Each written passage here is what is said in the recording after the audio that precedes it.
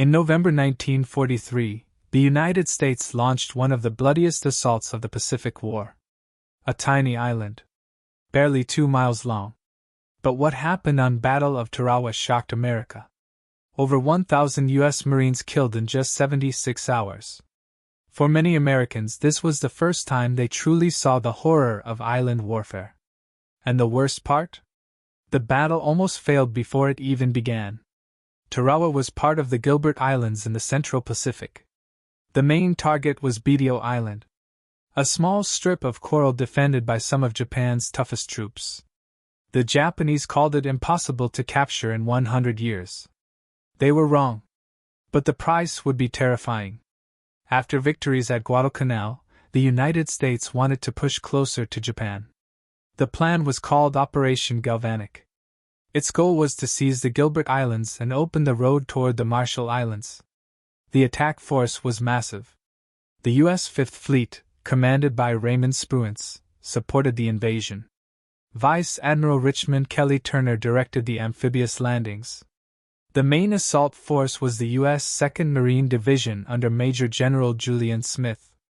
Units included the 2nd Marines, the 8th Marines, the 6th Marines in Reserve, Marine Engineers, tank battalions with M4 Sherman tanks, artillery units, flamethrower teams, naval demolition teams.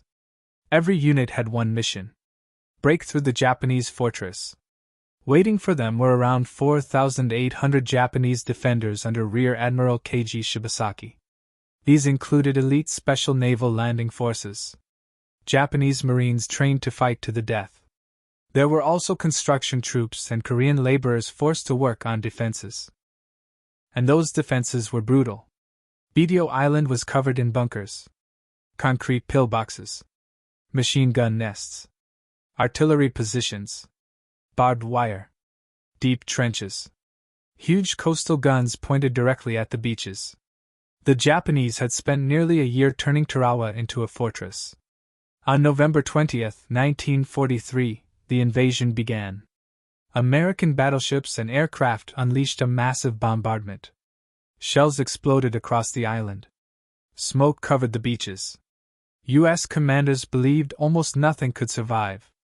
But many Japanese bunkers were still intact. Then came the first disaster. The Marines depended on amphibious tractors called Amtraks to cross the coral reefs surrounding the island. But the tide was lower than expected. Hundreds of landing boats became stuck on the reef. Marines were forced to climb out into chest-deep water under direct machine gun fire. What followed was chaos. Men dropped everywhere. Radio operators killed instantly. Officers cut down before reaching shore.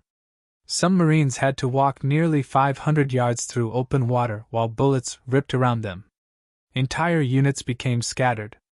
At Red Beach, Blue Beach, and Green Beach, Marines fought desperately just to survive. The 2nd Battalion, 8th Marines suffered horrific casualties. Many officers were dead within minutes. Still, the Marines kept moving. Small groups blasted bunkers with grenades and flamethrowers. Sherman tanks rolled through the sand, crushing defensive positions. Close combat happened everywhere. Sometimes Marines fought bunker by bunker, room by room, hand to hand. Japanese defenders refused to surrender. Rear Admiral Shibasaki reportedly declared that 1 million Americans could not take Tarawa in 100 years. He was killed during the battle. By the second day, U.S. forces slowly pushed inland. Naval gunfire pounded Japanese strongpoints nonstop. Marine engineers cleared obstacles under fire. Flamethrower teams burned bunkers at point-blank range. The fighting became even more savage at night. Japanese troops launched banzai attacks. Screaming soldiers charged Marine lines in suicide assaults. Most were wiped out by rifle fire, machine guns, and artillery. By November 23, organized Japanese resistance collapsed. The island was finally secured after just 76 hours of combat. But the numbers stunned everyone. About 1,000 Americans were killed. Over 2,000 were wounded. Out of nearly 4,800 Japanese defenders, only around 17 were captured alive. Almost every defender died. Photos and film footage from Tarawa shocked the American public. Dead Marines floating in the surf.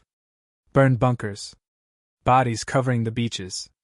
For the first time, Americans saw the true cost of the Pacific War. But Tarawa also changed the U.S. military. The battle exposed major problems in amphibious warfare. Poor intelligence about tides. Weak coordination. Insufficient bombardment. Lessons from Tarawa directly shaped future invasions like Battle of Iwo Jima and Battle of Okinawa. The Marines adapted. The Navy adapted. And the Pacific War moved closer to Japan. Today, Tarawa is remembered as one of the fiercest small island battles in military history. A battle fought on a tiny strip of coral, where survival lasted minutes, and where victory came at an enormous cost.